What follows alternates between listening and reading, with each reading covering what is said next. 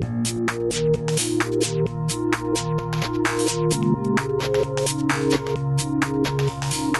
back to Lesson 2 in Fantasy Gear Creation in Photoshop. In the last lesson, we've set up our workspace and we've loaded our brushes. So now we're ready to go.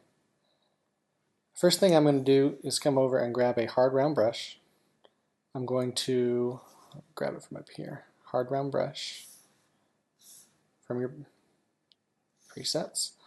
I'm going to make it about a 25 hardness. It's a pretty good size. You want to make these a little bit larger than normal because if you remember, Photoshop does not scale up and down as easily as Illustrator does. 100% opacity. I'm going to come in and make sure my transfer is turned off because you want a nice solid line. I'm going to come in and I'm going to kind of flatten my brush out. I want to draw as many abstract shapes as I can, and I want to kind of get creative, so I'm going to flatten that brush out to help me do that. One thing that we need to do before we get started is to do the same thing with our eraser. I'm going to flatten that out. This is going to help us create those shapes and add a little bit of detail along the way. Make sure my spacing is all the way down. Go back to my brush and make sure you're on the Shapes and Hilts layer. Now you're going to be alternating between your brush and your eraser a lot in this step, so don't worry if things don't look right at the very beginning. This part of the project is going to be very much abstract, very much drawing random blobs and then coming in with your erase tool to add detail and kind of make, see what you like as you work. So for instance, this is my first little attempt. I've drawn kind of a blob. I can come in with my eraser and I can just start erasing some things that I don't like. Maybe some shapes I don't like. Maybe I kind of like that tip right there on the edge. Like so. Maybe I want to take this up here.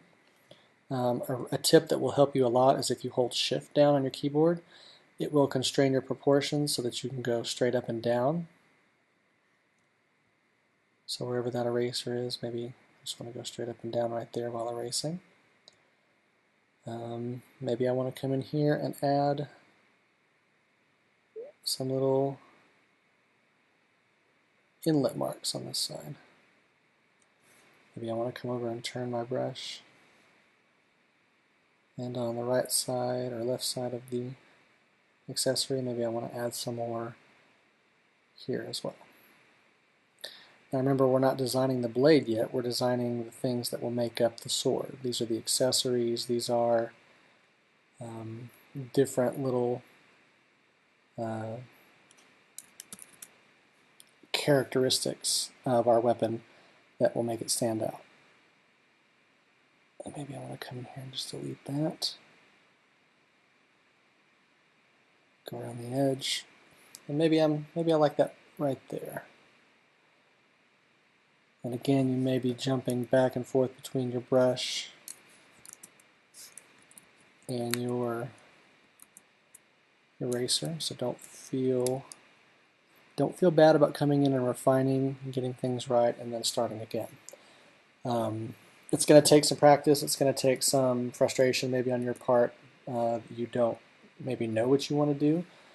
In that vein, I would recommend that you look online for inspiration and or creative sparks from weapons that may have already been designed or been made or exist in real life even. Notice I said draw inspiration, not flat out steal for your own designs. We are graphic design artists, we are not thieves, so we need to make sure that anything that we do, we try as hard as we can to make it be a creative and original design. Maybe I want to come in here like this. Maybe I want to add a few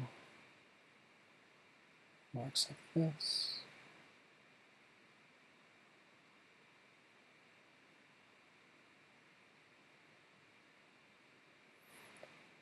And really, the only limit to this part of the assignment is going to be, again, your creativity, your willingness to kind of explore what you want to do.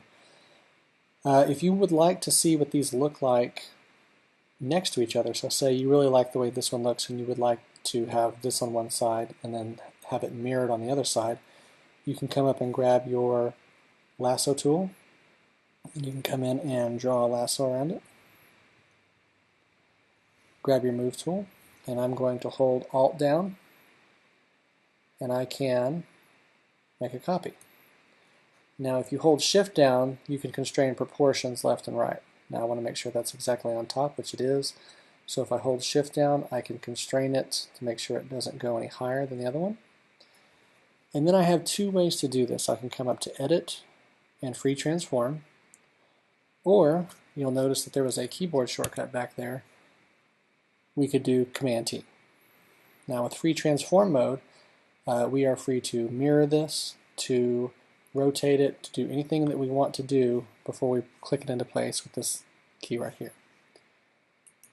What we can also do is come up and go to Transform, and I'm going to flip horizontal, and there is my shape, and click Apply Transformation, and now I can use the arrow keys on the keyboard and kind of nudge this into place. Maybe I think that this would look really cool. Maybe the sword could be somewhere in here going up, and then the handle would go down here. So if I really like the way this looks, I could even just nudge this in like so, and then Command D to get rid of my ants. That looks really good. So if I was happy with the way this looked, I could go on to the next thing. But that's a pretty neat trick that you can do to kind of mirror your designs and see how would this look next to itself, because remember that we are going to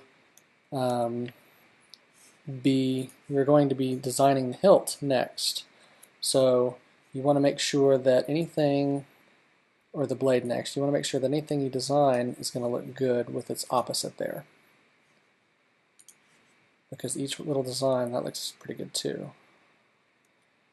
Maybe they could be apart there like that. So I'm going to let you guys get to work. Feel free again to be as creative as you want to be aggressive. Remember, these are going to be your ultimate instruments of war if you were in some kind of a fantasy setting.